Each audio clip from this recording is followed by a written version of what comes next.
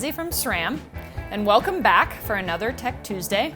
Didn't you guys miss me? I'm even wearing the same clothes as I was last time.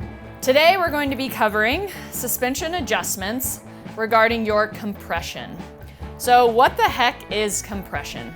Compression affects the amount of force it takes for you to compress or move through your travel.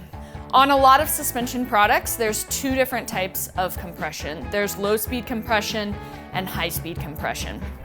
Both of these have nothing to do with the speed of the rider. So it doesn't matter if you're riding hard, fast, slow, just cruising down the trail, that has nothing to do with it. It all has to do with how slowly or how quickly you are compressing or moving through that travel. So low-speed compression is the inner dial on your fork. It's labeled LSC. There's also an arrow with a plus button. If you turn that towards the arrow, which is clockwise, you will be increasing compression damping or stiffening up your compression. Remember, we're talking about low speed. So this is during braking moments, berms, tabletop jumps, or even suspension-induced like pedaling moments. So it's anytime your compression is compressing slowly through that travel.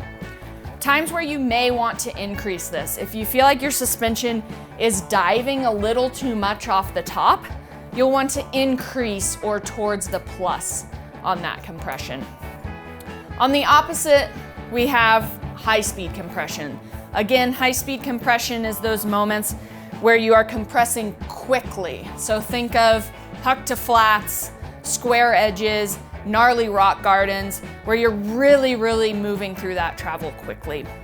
It works the same way. It's labeled HSC, and there's a plus and an arrow. If you turn it towards the plus, you are increasing your suspension damping.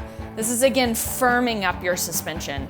So if you need to prevent bottoming out, you can increase your compression damping, which will help prevent that.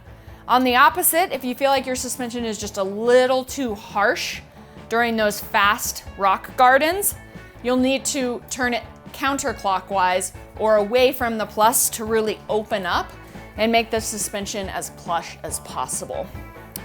In terms of where you should set low and high speed compression, it's really personal preference. It depends on riding style, terrain. For example, if you go to a bike park versus riding a single track smooth trail, you'll want to play around with where those compression settings are. Thanks for watching this week's Tech Tuesday. Check in next week for some more tips.